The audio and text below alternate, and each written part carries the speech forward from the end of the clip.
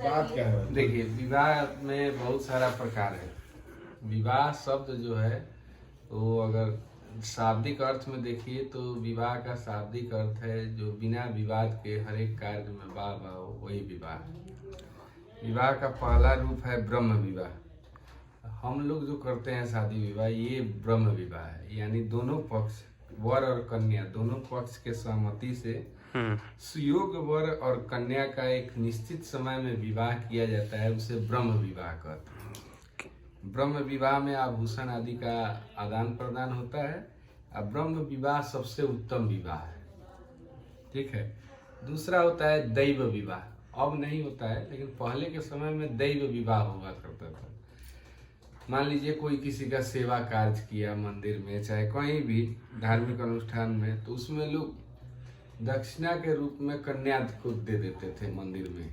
उसको कहते थे दैव विवाह, यानी देवताओं से विवाह करा दिया जाता था। जैसे कृष्ण से विवाह करा दिया गया, कन्या उसी मंदिर में रह रही है, सेवा कर रही है पत्नी की तरह, भगवान को मान के अपना सेवा हो, तो दैव विवाह होता था पहले के समय में। अब वो नहीं होता है।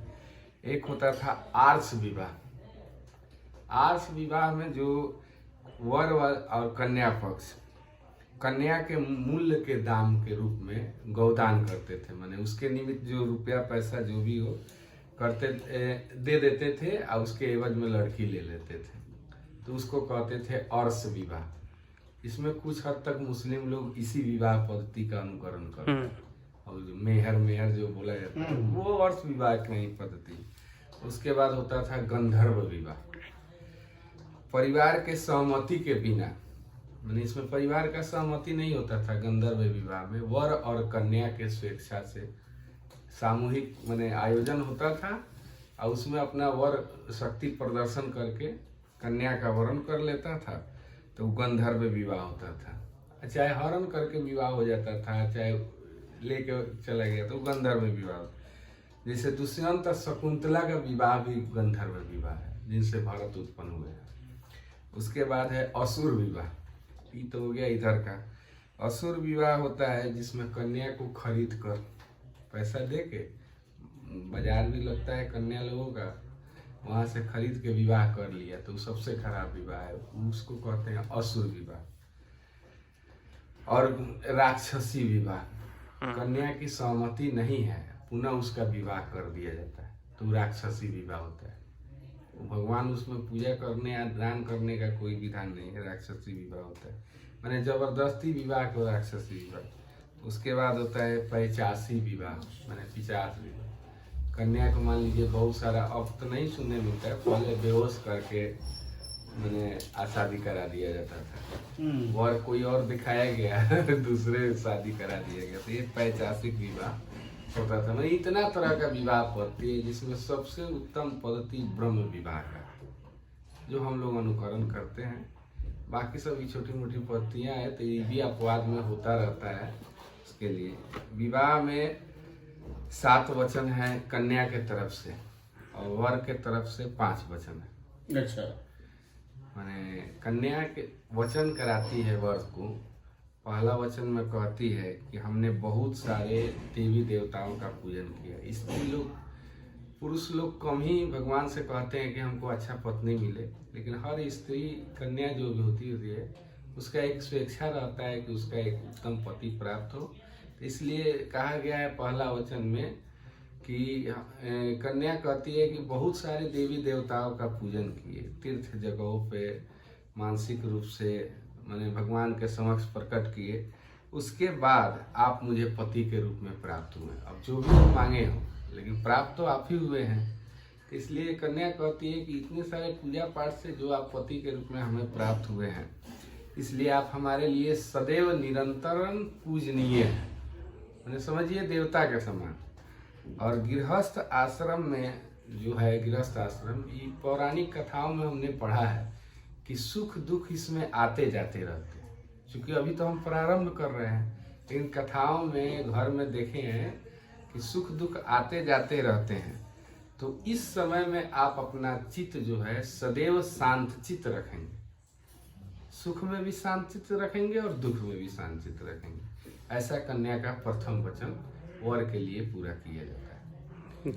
फिर दूसरा वचन में कन्या कहती है कि हे स्वामी, आज से आप कोई भी कार्य करें। जैसे पहले के समय में तालाब निर्माण, यज्ञशाला, यात्रा, उत्सव, जो भी कार्य करे, उसी तरह नए युग में भी मकान खरीदे, वाहन खरीदे, चाहे जो भी नए कार्य करते हैं अपनी उन्नति के लिए, आप उसमें मेरी भी सहमति जरूर लें। हो सकता है कि आपका कोई मति भ्रम हो, तो आपका सहमति हमसे लीजिएगा तो उसमें आपका सहयोग हो जाएगा, आप उससे बच जाइए। इसलिए स्त्री से मंत्रणा करना चाहिए। पुरुष का विचारधारा एक तरफ चलता है, स्त्री का दोनों तरफ चलता है। इसलिए मंत्रणा करने के लिए कन्या द्वितीय वचन के रूप में कहती है कि आप अपने हर एक कार्य में मेरा भी सहमति जरूर लेंगे। फिर कन्या कहती है तीसरे वचन में कि हे पतिदेव, स्त्रियों का स्वाभाविक लक्षण है। देखिए, पुरुष लोग से ज्यादा स्त्री लोग व्रत, उद्यापन, दान करना, ये सब स्त्री का स्वाभाविक लक्षण है। जैसे हाथ चला देना पुरुष का स्वाभाविक लक्षण है, तो उसी तरह स्त्री का भी स्वाभाविक लक्षण है व्रत, दान, ये सब क्रिया करना। तो मेरे इस कार्य में आप कभी बाधा नहीं बनेंगे, ऐसा कन्या का तीसरा वचन पूर्ण होता है। फिर कहती है कि हे पतिदेव, अब तो स्त्री पुरुष दोनों कमाते हैं, लेकिन पहले के समय में स्त्रियां काम नहीं करती थी। तो चतुर्थ वचन वही उसी को दर्शाता है कि हे पतिदेव, आप अपने पुरुषार्थ से जो भी धन अर्जित करके लाएंगे, उसमें पशु हो, वाहन हो, मकान हो, धन हो, जो भी अर्जित करके लाएंगे, द्रव्य आदि, वो सब मुझे समर्पित जरूर करेंगे। अब तो दोनों आदमी कमा रहे हैं तो वो चीज अलग है, लेकिन पहले के पुरुष लोग स्त्रियों को समर्पित करते थे। ऐसा कन्या का चतुर्थ वचन पूर्ण किया जाता है। फिर कन्या कहती है पांचवें वचन में कि हे पतिदेव,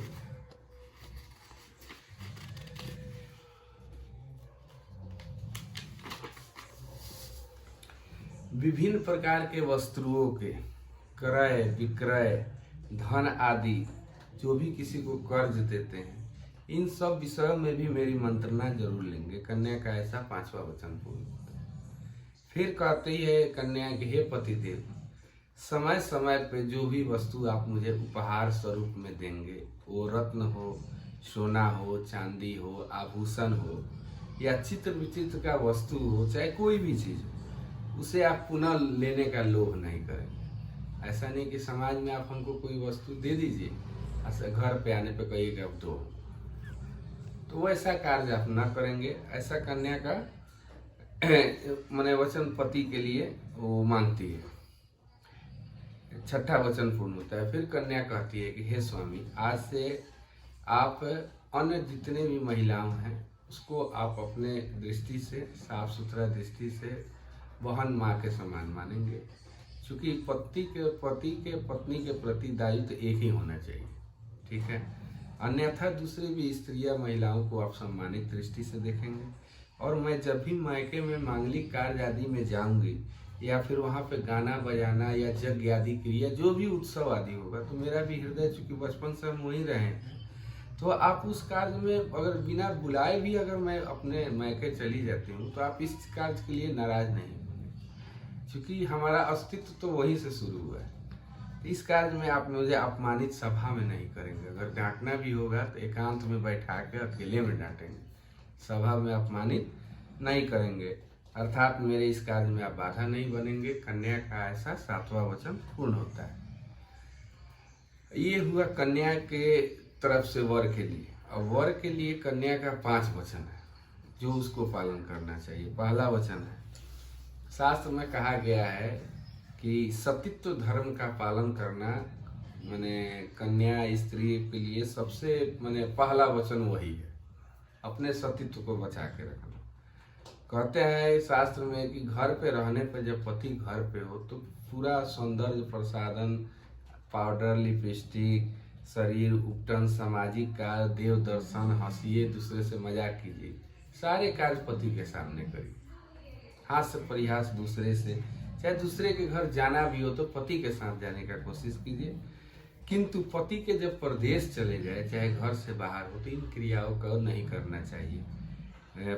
तब कारण है कि अगर आप पति के नहीं रहने पर इन क्रियाओं को करते हैं तो आप अपमानित दृष्टि से देखे जाए। पति नहीं है, अगर पत्नी जाके दूसरे से हंसी मजाक करे, खूब सज धज के आए, तो उस आदमी को उसका गलत अर्थ पड़ेगा, भले वो गलत हो चाहे नहीं हो। शास्त्र यही कहता है, इसका नियम का पालन करना चाहिए। पति के परदेश जाने पर इन सब वस्तु होगा। ऐसा वर का कन्या के लिए पहला वचन पूर्ण होता है। फिर वर कहता है कन्या से कि हे देवी, मेरा जो विवाह हुआ है ये भगवान विष्णु, अग्नि और ब्रह्मागण और मेरे कुटुंबगण और 5वें ध्रुव तारा के साक्षी के रूप में मान के पत्नी का दायित्व मिला है। अतः तुम मुझे भी अपना पति के रूप में स्वीकार करते हुए अपने पत्नी धर्म का पालन करोगे। फिर वर तीसरे वचन के रूप में कहते हैं कि हे पत्नी वरानन्य, तुम सदैव अपना चित्त मेरे चित्त के अनुकूल रखो। यानी जैसा पति का चित्त हो उसी के चित्त के अनुकूल, नहीं कि हम क्रोधित हैं तो तुम और क्रोधित हो जाओ। मैंने चित्त को समझो कि हमको क्या मैंने हमारे चित्त में है, उसी के अनुकूल रहो और उचित आज्ञा का पालन करो। आज्ञा का उल्लंघन नहीं करना है, उचित आज्ञा का पालन करना है। और मैं भी जो भी तुमसे कोई बात कहूँ तो दूसरे को नहीं बताना। पति के बात को पत्नी को गंभीर रूप से ग्रहण करके अपने पास रखना चाहिए, दूसरे को नहीं बताना चाहिए और मन में ही रखना चाहिए। कितना ही कोई प्रिय हो उसको नहीं बताना चाहिए और मेरे नियम को अपने अनुकूल हृदय में पालन करना चाहिए। फिर पति कहते हैं हे पतिव्रते, तुम्हारा प्रथम कर्तव्य है चौथे वचन के रूप में कि जिस कार्य में मुझे संतोष हो वही कार्य पत्नी को करना चाहिए। पति को जिस कार्य में संतोष हो उस कार्य को करना चाहिए, उसी प्रकार का कार्य करना चाहिए। और पति के माता पिता भाई बंधुओं के विषय में भी आदर पूर्वक रहना चाहिए, आदर पूर्वक रहना चाहिए।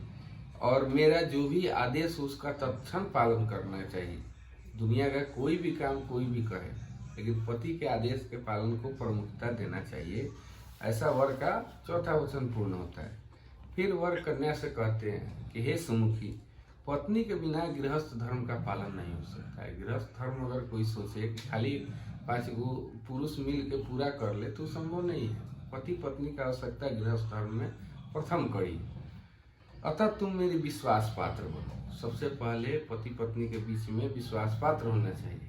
विश्वास पात्र बनो, बामंगी बनो, बाएं भाग की अधिकारी बनो, सधर्मणी बनो। मेरे धर्म का जो भी मैं धर्म का पालन उसका सधर्मी बनो। इन 5 श्लोकों के द्वारा विवाह का वर के निमित्त कन्या का 5वां वचन पूर्ण होता है। जय गणेश।